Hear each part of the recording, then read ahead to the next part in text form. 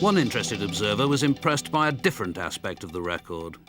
Eric didn't really stand out until I heard the B-side of the For Your Love single, Got to Hurry, which was strictly an Eric guitar instrumental, and that was the one that, of course, just blew me away. Roger Dean played guitar with us at that time, and he was, I think it's fair to say that he was from the Chet Atkins School of Blues, which means that he wasn't really, you know, a great blues player. John got John McVie and I to sit around a jukebox to listen to the B-side of For Your Love.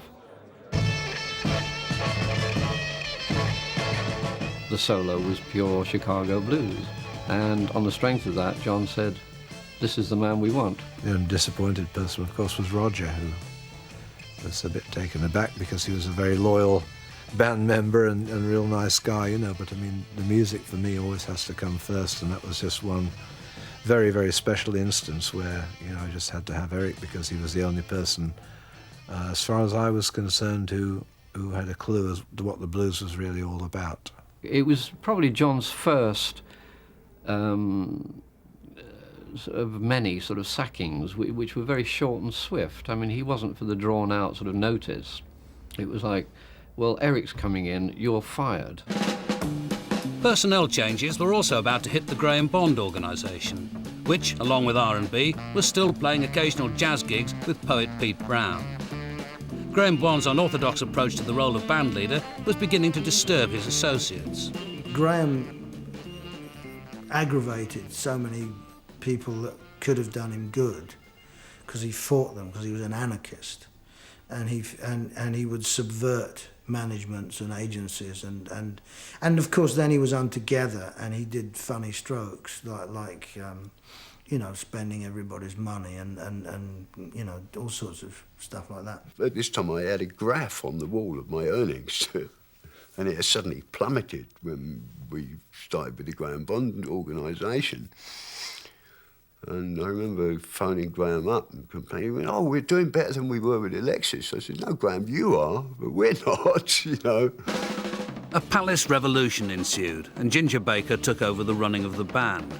Guitarist John McLaughlin was the first casualty of the new regime. I fired John. John was a moaner. And like, he'd go, "Oh man, I can't stand any more of this. Oh, this is too much." And one day, just like, I wasn't in a very good mood, and I said, "Well, why don't you fuck off then?" And he did. And then we got Dick. Dick Heckstall-Smith joined just in time to make an appearance in a British feature film, Gonks Go Beat.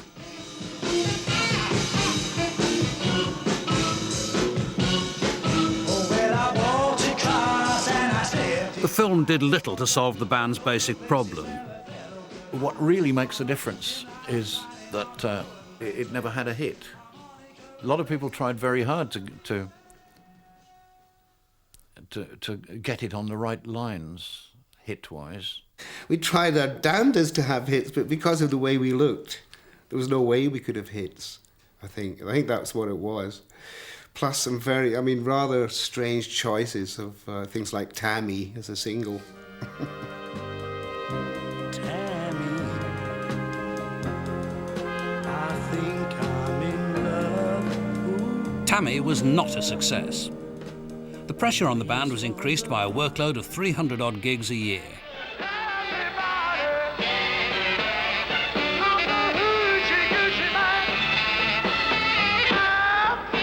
Life became more difficult when what was to become a legendary rivalry between Ginger Baker and Jack Bruce started to come to the surface.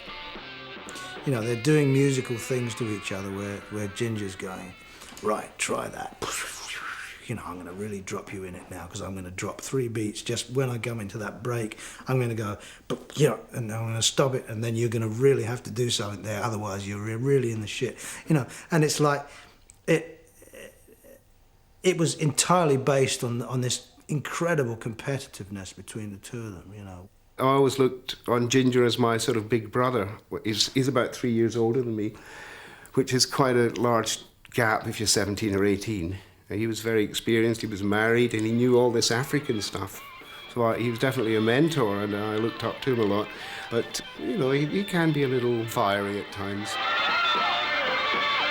Jack started getting very out of hand on stage, and in the end he had to go. And because I was the hard man in the band, I got the job of firing him. I didn't accept that since I was a founder member of the band. I thought it wasn't fair, and I'd always had this really too highly developed sense of fairness. So I kept turning up. I kept just turning up on my own, separate from the band and playing, until finally Ginger pulled a knife and remonstrated with me. Jack Bruce began a brief odyssey around the British blues scene, starting with a stint with John Mayall's Blues Breakers. His arrival occurred shortly before a strange interlude in Eric Clapton's period with the band, during which he embarked on an extended sabbatical in Greece. I liked it at the beginning when Eric was still there, and then when Eric went on his world tour,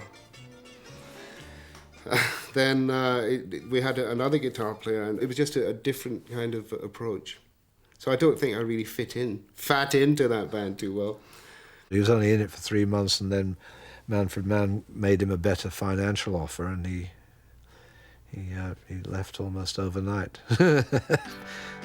The vacancy had occurred because Mike Vickers had left, and Tom McGuinness had seized his chance to switch back to guitar, leaving the group a bass player short.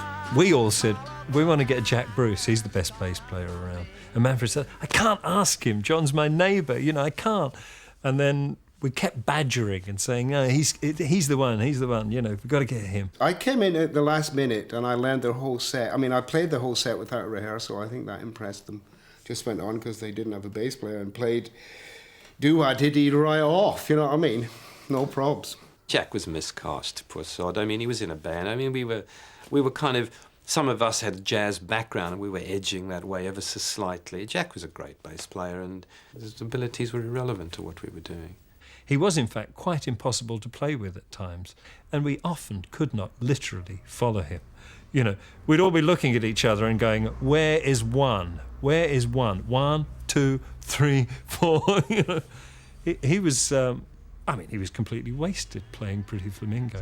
But he did that pretty well. Shortly after Jack Bruce joined, disaster struck.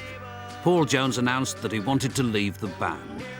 Towards the end of my time with the Manfreds, we had gone into sort of cabaret type stuff to see, how it would feel and whether we could enjoy and satisfactorily and financially rewardingly work that kind of situation. And I think as a group it didn't really work. And I was I was keen to see whether in fact I could make a difference to that by working those places on my own. EMI acted quickly to rescue the situation. Our 3-year contract was up, and they signed Paul, and they wouldn't sign us. We sneakily thought they were probably right, because it's very difficult for a successful band to replace a very, very popular lead singer. I mean, Paul was the sex symbol of the band.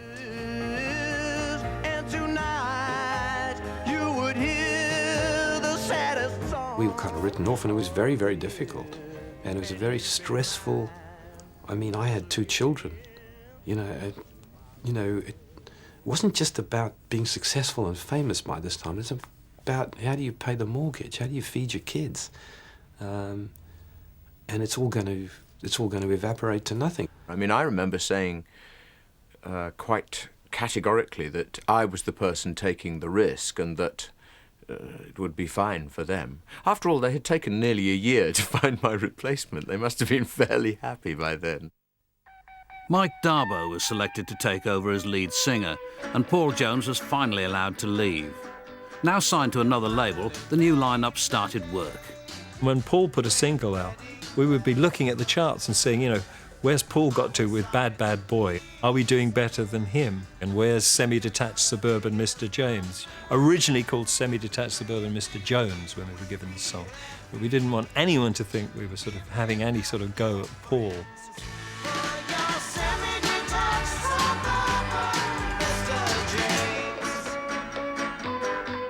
And that came out and that got to number 2.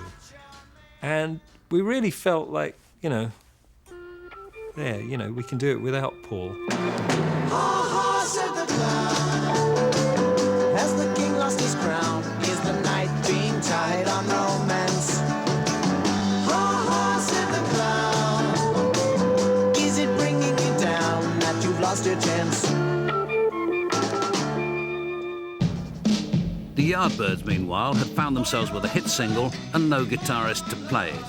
They recruited Jeff Beck, a rising star of the West London band scene. He was into everything from, Chet Atkins to the blues to rock. I mean, he had a great range of things that he loved to play. He was just the perfect guitar player for us at that stage in what we were doing.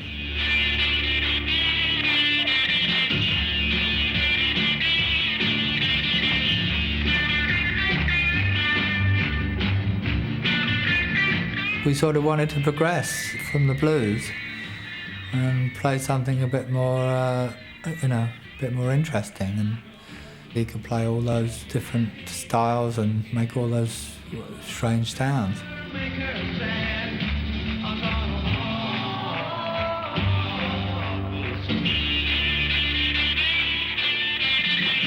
In 1966, the Yardbirds' bass player and producer Paul Samwell-Smith decided to retire from the road.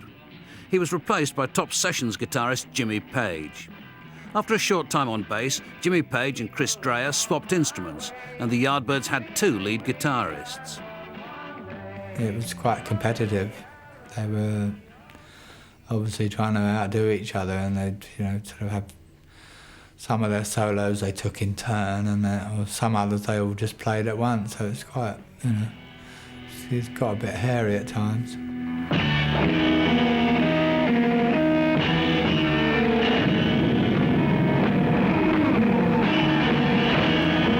Jeff Beck left in the middle of an American tour, and Jimmy Page took over as sole lead guitarist. I need to know what it all means.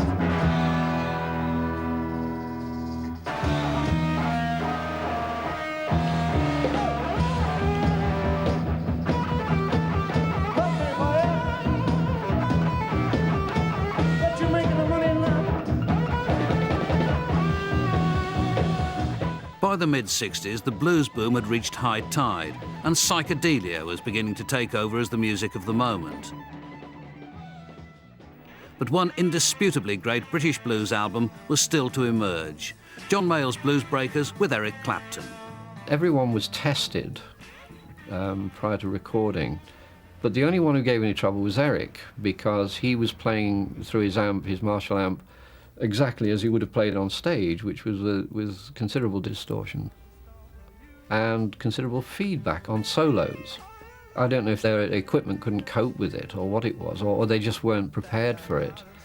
So they spent a long time asking Eric to clean the sound up, to do it from the amp, and let them do any kind of trickery at their end.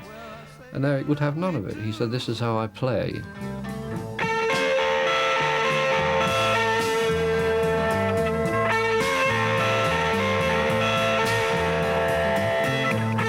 Eric had an amazing charisma at that time.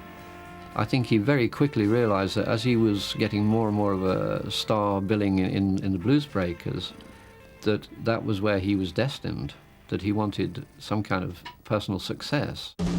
The Graham Bond organisation, meanwhile, was failing to fulfil its promise. Graham Bond's increasing addiction to heroin was beginning to take a heavy toll. He did say this horrible thing to me once when we were on the way to a gig somewhere, where he said to me that he decided, when I can't remember how old he would have been, but in his 20s, I would have said. And he said that he decided that he wanted to die, but he wanted to do it very slowly just in case he changed his mind.